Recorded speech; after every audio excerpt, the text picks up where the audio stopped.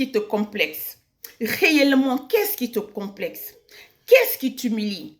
Qu'est-ce qui te déshonore? L'apparence de tes parents, la beauté de tes parents, ou le comportement, le sale comportement, ou la sale attitude, ou la sale façon de faire, ou la sale manière de faire. Qu'est-ce qui te complexe? Si c'est comportemental, si c'est attitude, si c'est manière et façon de faire, là, vous avez raison. Ensemble, nous allons aussi les combattre. Mais si c'est l'apparence des proches, de votre père, de votre mère, de votre épouse, de votre époux, de vos enfants, là, vous avez un problème, vous avez besoin d'être délivré. Là, vous avez besoin d'une délivrance. On complexe pour le sale comportement de nos enfants. On complexe pour le sale comportement d'un mari. On complexe pour le sale comportement d'une épouse. On complexe, on s'indigne, on s'humilie par les manières mauvaises des gens autour de nous. Ça doit nous complexer. Mais on ne doit pas complexer parce que mon père est vilain, ma mère est vilaine, mon épouse n'est pas présentable, mon époux n'est pas présentable, mes frères, mes soeurs, mes proches, chez moi, n'est pas présentable. On ne doit pas complexer pour ça. C'est des choses qu'on doit accepter, qu'on doit aimer, qu'on doit supporter, on doit faire avec. Même si ta mère est vilaine, même si ta mère n'a pas la forme que tu veux qu'elle ait, même si ton épouse n'est pas ce qu'elle est, que tu veux qu'elle soit, elle n'est pas ça. Tu n'as pas à être complexé de son apparence. Tu n'as pas à dire, à mijoter, à murmurer. Ma mère n'est pas présentable. Mon père n'est pas présentable. Mon épouse n'est pas présentable. Mes enfants ne sont pas présentables. Ah, tu sais, ma maison chez moi n'est pas présentable. Oh my God. Laissez-moi vous dire que tous ceux qui ont fait ça doivent être délivrés parce que là, vous avez un problème. Vous avez un sérieux problème. Un sérieux problème. Parce qu'il y a une malédiction qui est rattachée à ça. La beauté, la laideur, la morphologie. Les gens naissent comme ça. Personne ne s'est créé, personne ne s'est façonné. Personne n'a apporté une modification en son apparence. Donc, on doit accepter les gens tels qu'ils sont.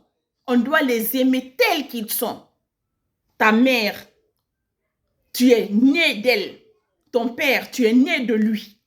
Tes frères et sœurs, vous vous êtes retrouvés dans une famille par la grâce de Dieu. Ta femme, c'est toi qui l'as choisie. Ton mari, c'est toi qui l'as choisi. Ok, je comprends que parfois il y a des mariages arrangés. Je comprends ce côté, je comprends ces personnes qui ont subi les mariages arrangés. À un moment donné, l'apparence de la femme ou l'apparence du mari n'était pas dans vos critères. Je vous comprends. Mais tous ceux qui ont choisi leur partenaire, qui ont choisi leur femme, leur mari, à un moment donné, dire que ma femme n'est pas présentable, mon mari n'est pas présentable, mon enfant n'est pas présentable. Ton enfant, c'est une grâce de Dieu. C'est que vous avez un problème.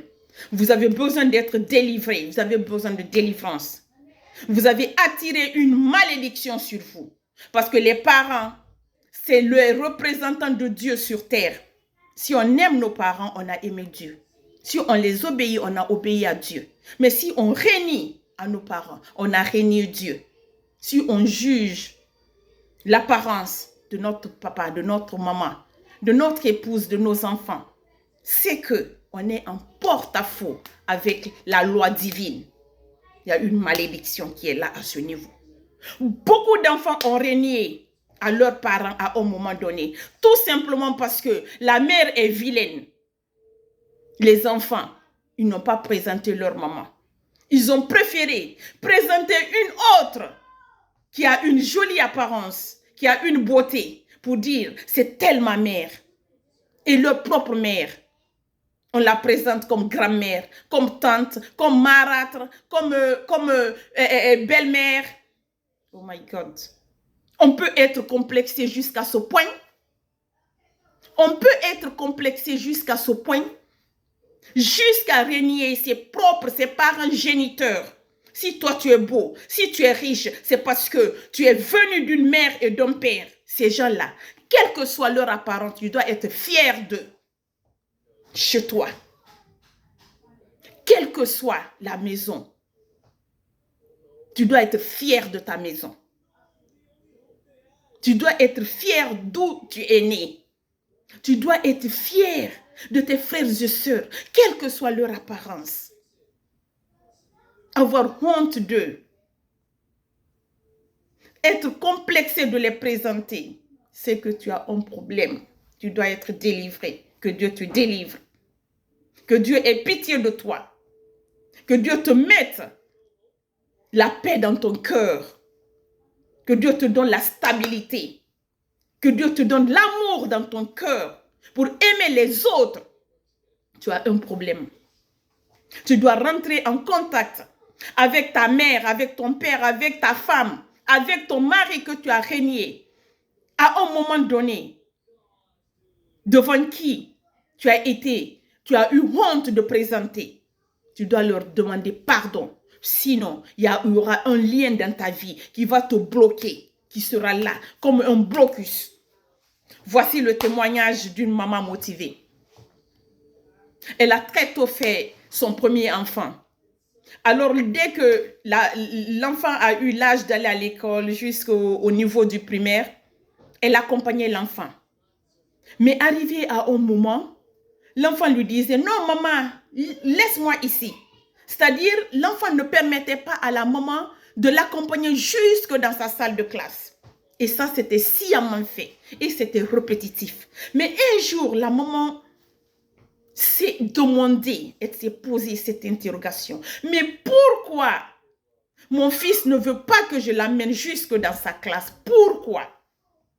Aujourd'hui, je vais demander à mon enfant. La mère a eu le plus grand choc de sa vie. Ce jour, elle l'accompagne encore. Son fils lui dit, maman, laisse-moi ici. Je suis avec mes amis, je vais rentrer. Maman dit, mais pourquoi tu ne veux pas que moi, je t'accompagne jusque dans ta classe? Pourquoi les autres parents le font? Moi, je ne peux pas le faire. Le fils dit à sa maman, maman, j'ai honte que... J'ai la chair de poule, Jésus, Marie, Joseph. L'enfant dit à sa mère, maman, j'ai honte que mes amis sachent que tu es ma mère. La maman, elle s'est mise à pleurer. Elle a sangloté. Elle s'est mise à pleurer. Mon fils a honte de moi parce qu'elle a vite fait son premier bébé. Elle est petite d'apparence. Donc l'enfant voit que sa mère est petite.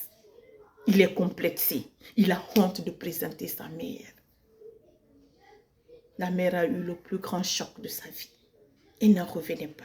Elle était glacée. Elle était descendue. Combien d'enfants font ça aux parents? Combien d'époux font ça à leur épouse? Combien d'épouses font ça à leur époux? Combien de parents font ça aux enfants? C'est des attitudes qui ne bénissent pas. Acceptons les gens comme ils sont. Respectons les gens comme ils sont. Aimons les gens comme ils sont. Nous faisons toujours le contraire des choses. On devrait être complexé, déshonoré, humilié du comportement, du sale comportement des parents, du sale comportement des maris, du sale comportement des épouses, du sale comportement des enfants, du sale comportement, de la sale attitude des enfants, des frères et sœurs, des membres de la famille. Mais pas de l'apparence physique. L'apparence doit rester intacte. On doit aimer la maman telle elle est, le papa tel qu'il est, les enfants tels qu'ils sont. Ton épouse, c'est toi qui l'as choisi. Je comprends les gens qui ont eu des mariages arrangés, vous vous êtes trouvé devant une situation à cause des parents, vous avez accepté. Donc, à ce stade, on doit aimer les gens tels qu'ils sont. On doit les accepter, on doit les supporter. Parce qu'ils sont l'image de Dieu sur terre. Ça a été la créature de Dieu. Si Dieu avait donné la latitude à chacun de se faire, j'allais être Miss Monde. J'allais tellement faire mon nez là, ma bouche là, mes dents là. J'allais tellement bien les agencer. Mais puisque ça ne relève pas de nous, laissons les gens tels qu'ils sont. Aimons les gens tels qu'ils sont. Acceptons les gens tels qu'ils sont. Supportons les gens tels qu'ils sont. J'espère que ce message va bénir et délivrer beaucoup de personnes qui sont dans des situations